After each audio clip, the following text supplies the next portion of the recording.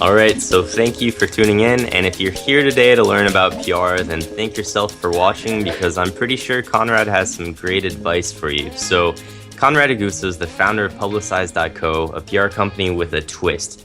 So, Conrad, can we start off with you telling our viewers exactly what that twist is and what makes your approach so unique?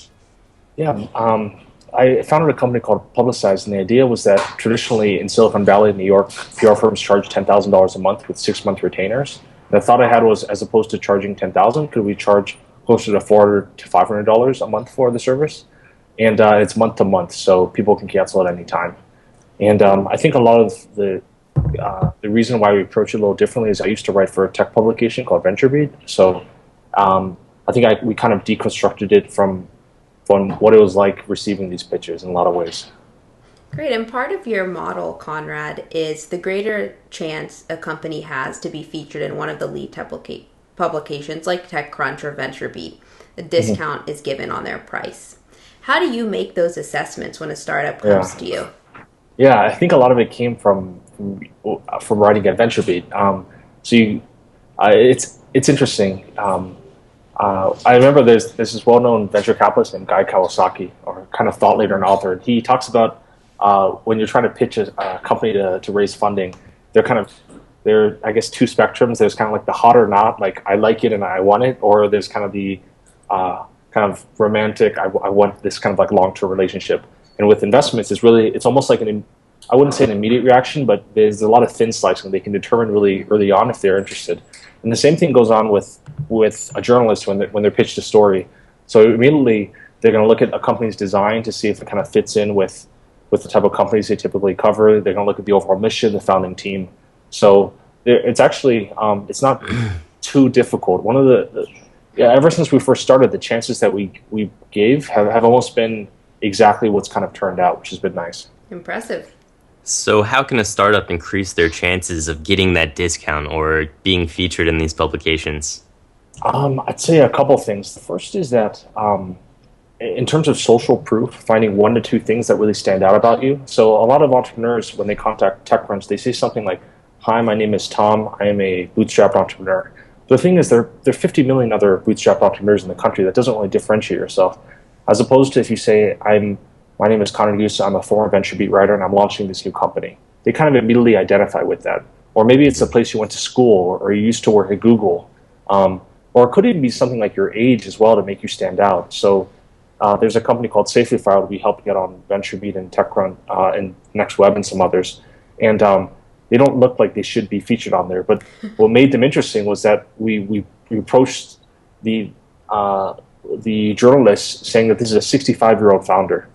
So especially there are a lot of younger entrepreneurs now who maybe they're only 18, 19, and they think that's kind of a disadvantage, but it's actually a huge advantage because there are not many 18-year-olds pitching TechCrunch on these stories, and that makes it really interesting. So you've last time we spoke, you addressed some misconceptions about PR. For example, do I need to know Conrad in order to get blogged about? Yeah, so I think that's a big misconception that it's required that you have to have these prior relationships to be featured on these top publications. Having a relationship with someone helps, but I've tested this over and over again with different clients, emailing on behalf of them. So a retired insurance executive from Chicago gets on these sites, and a lot of people would say, "Oh, it's because Connor, you know them." And I would say, "No, well, I emailed on behalf of the founder." So I said I was, and he knew this was happening, but and you see that if you approach PR in the right process, you're going to get really good results. How about if you're approaching PR not from a standpoint of a founder who wants their product to be featured, but as somebody maybe who runs a content website? So let's say I'm reaching out to someone who works at TechCrunch to just get an inside view of what's coming up next. What's the best way to do it? Is it the same really strong email intro model? Yeah, I think that works regardless. So the thing is, like leading with social proof, when you think about contacting a journalist, it's hard, not because of the specific industry, but it's hard because these people are getting 500 emails every day and responding to 10 every day, right? But when you think about it, like the same approach to contacting a TechCrunch journalist, I've used to exchange emails with people like Mark Cuban, who owns the Dallas Mavericks, and like a lot of best-selling authors. So it's almost like contacting anyone who's really busy. So I think leading with social proof helps. I think the other thing is just keeping in mind that um, like if you are emailing a journalist for another reason, just being as specific as possible and with the question as well. Great. A lot of our founders that we feature on this series, Conrad, have a really strong presence blogging or writing for magazines like Inc. How Yeah. important do you think that is for founders today?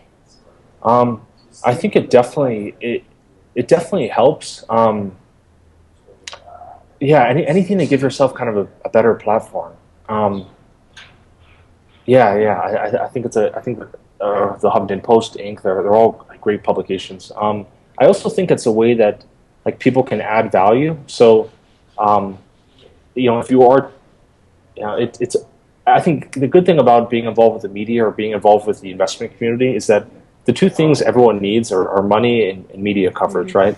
So if they know that you're kind of attached and can help with that, um, there, there is, I think, part of them this kind of self-interest that they're going to be more likely to help as well.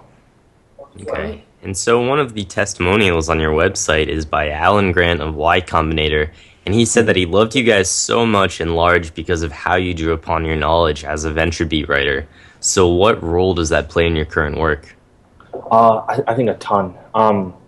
And actually, almost all the members of Publicize are former or current journalists. And the reason why I always felt that the best people to help with PR were journalists because they, I think, can naturally empathize with being on the other side, but also they just understand the process. So what's really common when I was writing for VentureBeat was I'd have friends come to me and they'd say, "Hey, Connor, can you write about my company?" And I would say, "Sure. My friend, what's the announcement?" They would say, "We don't have anything to announce." And I would say, "Well, if you don't have anything to announce, you're my friend, but I can't write anything because there's no news." So even just knowing enough that, hey, if I'm going to contact VentureBeat or TechCrunch, I have to announce, for example, a launch, a product or a new feature, a milestone or a new funding round. Even just having that bit of knowledge means a lot because a lot of these writers, I don't have time to respond and write for half an hour, like explaining how they should pitch me. I'd much rather they just pitch me the right way so I can kind of quickly write the article. How big does the news have to be? Is it a round of funding or? So it really depends. I think it doesn't have to be funding. That's a big misconception. Even something, for example, a lot of companies will launch their websites, and let's say 3 or 4 months later, we'll launch an iPhone app. Or 3 or 4 months later, we'll launch an Android app. So each of those are important milestones. I'm actually at the co-working space I founded, so that's why if you see anyone behind me. Oh, cool. You recently wrote a post on the Publicize blog, Conrad, about the quality of engagement versus the quantity. And I really enjoyed the way you put the importance of users staying on and engaging with great content, which you describe Upworthy calls attention minutes. Can you shed some more light on that and how content creators can produce attention-worthy content? Yeah. I would say the first thing is that uh, it's ideally, I think for any person involved with editorial, they want to be the best in the world in a very specific niche that ideally a lot of people haven't yet covered. So I always mentioned I consider myself, I've trained and kind of study every day on PR, but I also study every day on other areas, whether it's social media or SEO. But it's very hard to position yourself as a thought leader for social media if there are another 100 people who've already obviously written about this content. So ideally, you'll find like a very specific niche that, and I think that's key before anything. Because if you create that, you're going to be adding a lot of value, and people are going to be much more receptive to it. On the subject of social media, I've seen some marketing companies who aren't putting in social media effort on their own accounts, but they're doing it for other people. They think, though, that they can run solely on word of mouth. Is this sustainable? I think it will definitely be sustainable. It's more about how quickly you want to grow and accelerate. So, I absolutely understand the argument that you might have SEO companies who say, "I don't have any time to focus on my own website because I'm focusing on clients." I think it does help to have, I think, some level of traction in whatever area you are, just to kind of show that even if you're not spending a ton of time on this, you at least like have the ability to do a certain level. But to me, it really depends on kind of how quickly you want to grow. Great, and I want to talk about that growth in particular for a moment with long-term versus short-term PR.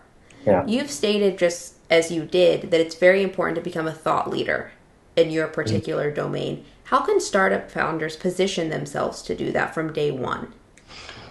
I would say the first is just to recognize that you should only aim to be a thought leader in really ideally one specific space. So you see a lot of founders who say like, and this is across the board with the companies, they'll say something like, I'm running a marketing company and we offer social media, PR, SEO, paid advertisement. They kind of spread them across. And I think a big tenet in Silicon Valley is if you want to grow a really big company, you have to be really the best in the world, but only at one thing, especially in the very beginning. So to really focus in on that, I think will help. The second thing is, again, just to kind of niche as much as possible. So like even within PR, for example, like what we focus on is like early stage startup PR for technology companies who want to get on sites like TechCrunch. When you think about PR, there's so many different industries. Like there are companies that are just created to target, for example, new children.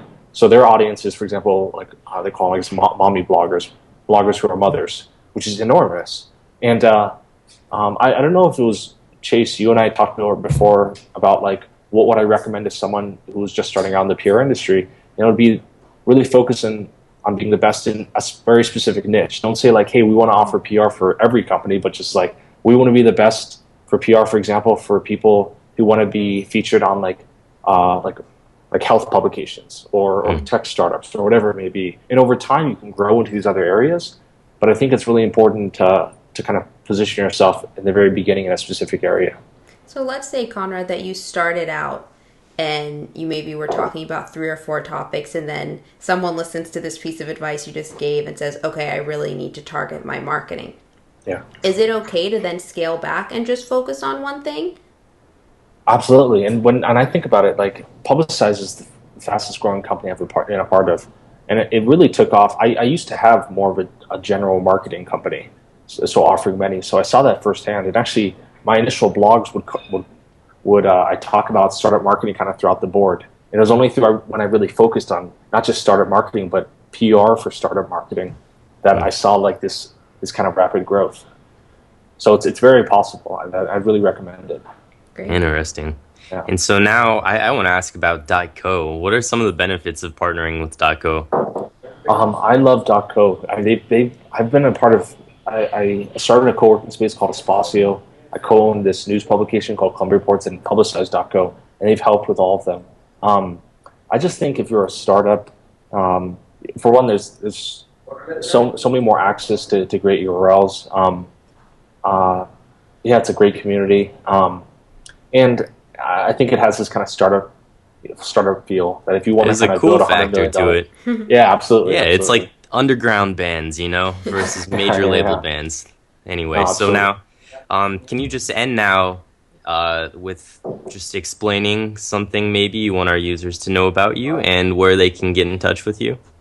Probably the best place to get in touch is Publicize.co, and about myself.